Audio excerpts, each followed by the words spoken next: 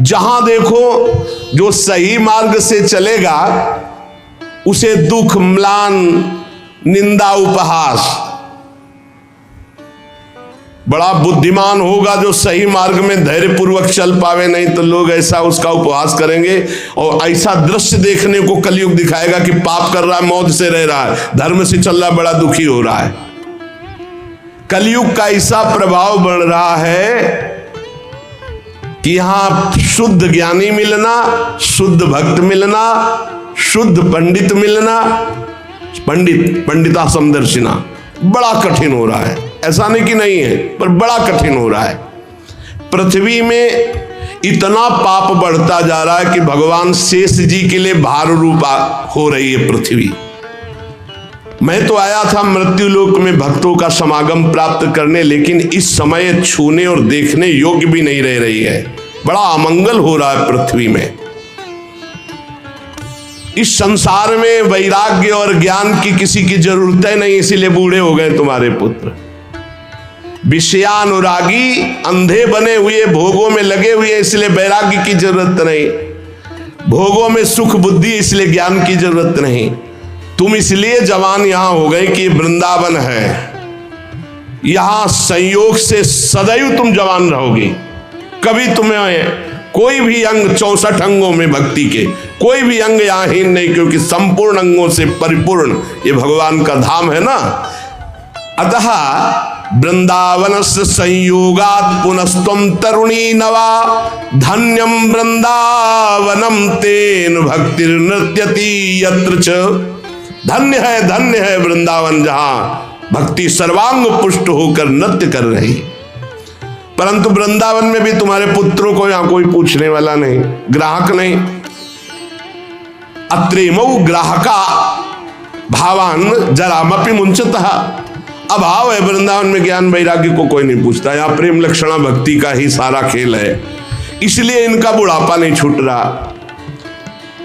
पर यहां आनंद से सो रहे, क्योंकि भगवान का धाम है, तो इनको भगवत स्पर्श जनित आनंद की प्राप्ति हो रही, इसलिए शांत सो रहे। भक्ति ने कहा कि सुना था कि राजा परीक्षित ने देखा था कलयुग को, फिर इस पापी को मार क्यों नहीं डाला, रहने क्यों दिया? इस पापी कलयुग के आते ही सबकी बुद्धि भ्रष्ट हो गई, सब वस्तुओं का सार न जाने कहां चला गया। परीक्षित जी ने मार क्यों नहीं डाला इसको?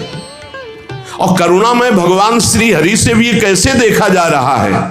मेरा संदेह दूर कीजिए, क्योंकि आपके वचनों के सुनने से मुझे बड़ी शांति और पुष्टता मिल रही है। भक्ति जी ने कहा। नारद जी ने कहा, देवी तुमने पूछा है तो प्रेम से सुनो कल्याणी, मैं तुम्हें बताऊंगा, तुम्हारा दुख निश्चित दूर होगा। जिस दिन भगवान श्री कृष्ण इस भूलोक को छोड़कर अपने परम धाम को गए, उसी दिन से संपूर्ण साधनों में बाधा डालने वाला एक कलयुग आ गया। उसी दिन से कलयुग आया है, जिस दिन भगवान परम धाम को अंतर्धाम हुए, द्वापर कांत। तुमने जो पूछा परीक्षित जी ने मारा क्यों नहीं इस कलयुग को, तो दिग्विजय के समय राजा परीक्षित की दृष्टि पड़ी, जो ही दृष्टि पड़ी कलयुग समझ गए मार डालेंगे, क्योंकि भगवत शक्ति से संपन्न है। वो दौड़ के अपनी पाग उतार कर दीन होकर शरण में आ गया। और ये नियम है कि जो चरणों में गिर पड़े, शरणागत हो जाए, चाहे प्राणों की बाजी लगानी पड़े, उसकी हानि नहीं होनी चाहिए। ये शरणागत का धर्म का नियम है। जैसे कबूतर चरणों में गिर गया तो महाराज शिवी जी ने अपने संपूर्ण शरीर को, मांस को और शरीर को भी दे दिया, लेकिन कबूतर को नहीं दिया। वो दीन के समान शरण में आ गया। अब जब शरण में आ गया तो मारा नहीं जा सकता। फिर देखा कि ये तो सब का सारग्राही है। जो फल तपस्या, योग एवं समाधि से नहीं मिल सकता, वो कलयुग में हरिनाम से मिल सकता है। ए देखो, ये सार वस्तु कलयुग की पकड़ी महाराज परीक्षित जी ने। यद्यपि ये बहुत ही अमंगलकारी है कलयुग। यत् फलम नास्ति तपसा न योगेन समाधिना तत्फलम लभते सम्यक कलौ केशव कीर्तनात्। बड़ी बड़ी समाधि से, बड़ी बड़ी तपस्या से, साधना से, योग से जो फल नहीं मिलता कलयुग में नाम जप और नाम कीर्तन से। कलयुग केवल नाम आधारा, सुमिर सुमिर नर उतरई पारा। ये सारहीन होने पर भी महाराज परीक्षित ने एक बात देखी कि जो 10,000 वर्ष तपस्या और समाधि और साधना से फल, वो भगवान नाम कीर्तन और जब से कलयुग में सहज में प्राप्त हो जाएगा। इसलिए इसको नहीं मारा। पहले तो शरणागत हो गया, और दूसरी बात इसमें बड़ी जोर की एक बात देखी कि जो 10,000 वर्ष समाधि तपस्या योग यज्ञ आदि से, वो यहां सहज में नाम जप से नाम कीर्तन से प्राप्त हो जाएगा। कुकर्म में सबकी प्रवृत्ति फैलाना एक कलयुग का कार्य है।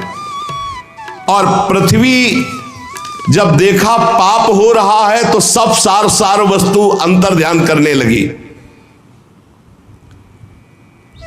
अब इसमें स्पष्ट लिखा है, विप्रैर्भागवती वार्ता गेहे गेहे जने जने कारिता कण लोभेन कथा सारस्ततो गतः।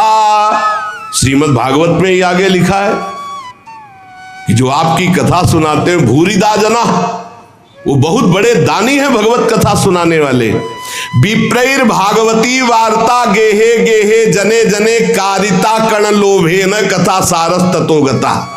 तो कैसे गृहस्थी चलेगी प्रवक्ता की? श्री कृष्ण से योगक्षेमम वहाम्यहम, भगवान चलाएंगे।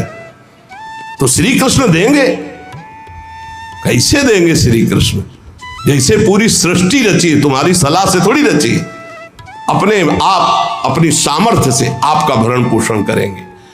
विप्रैर भागवती वार्ता गेहे गेहे जने जने कारिता कण लोभेन कथा सारस ततो गता। कण कण के लोभ से, अन्न के, वस्त्र के, धन के, रुपया के, मान प्रतिष्ठा के लोभ से कथा बेचने लगे तो कथा का सार चला गया। अत्युग्र भूरि कर्माणो नास्तिका रौरवाः जनाः तेपि तिष्ठन्ति तीर्थेषु तीर्थ सारस ततो गता। ये तीर्थों में घोर रौरव नरक जाने वाले कर्म करने वाले लोग आ गए, पापाचरण कर रहे, तीर्थों को अपवित्र कर दिया है। शराब पीते हैं, दुनिया का सब जितना पापाचरण सब आके यहाँ होटलों में नाना प्रकार के आचरणों को, ये धाम है, तीर्थ है। सच्ची मानिए आप, सच्ची मानिए। गंगा यमुना के पावन तटों पर नशा कर रहे हैं बैठ के, जहां भजन करना चाहिए वो नशा कर रहे हैं। जहां धाम में आकर रो रो कर प्रभु से क्षमा याचना मांगकर भजन करना चाहिए, मेरे पापों का प्रायश्चित हो जाए, वहां पाप कर रहे हैं। देवर्षि नारद जी कह रहे अत्युग्र भूरि कर्माणो, छोटे मोटे पाप नहीं, बड़े बड़े पाप कर रहे। अत्युग्र भूरि कर्माणो नास्तिका रौरवाः जना, ये सब रौरव नरक जाने वाले अधिकारी लोग। तेपि तिष्ठन्ति तीर्थेषु तीर्थम सारस ततो गता, ये तीर्थों में वास करने लगे तो तीर्थ का महत्व जाने लगा, तीर्थ का सार जाने लगा। काम क्रोध महालोभो तृष्णा व्याकुल चेतसा तेपि तिष्ठन्ति तपसी तपः सारस ततो गता। ये तपस्वी का भेष बनाने वाले, काम क्रोधी लोभ मोह तृष्णा व्याकुल चित्त वाले, ये तपस्या का नाटक करने लगे, इसलिए तपस्या का ढोंग करने से तपस्या का सार चला गया। तो लोभ दंभ और पाखंड का आश्रय लेने से ये संत भेष का महत्व जा रहा है। देवर्षि नारद जी और भक्ति का संवाद हो रहा है, शास्त्र अभ्यास केवल किया जा रहा है, भगवत प्राप्ति के लिए नहीं, विकारों पर विजय प्राप्त करने के लिए नहीं, भगवत ध्यान के लिए नहीं। पंडितास्तु कलत्रेण रमन्ते महिषायु पुत्रस्योत्पादने दक्षा अदक्षा मुक्ति साधने।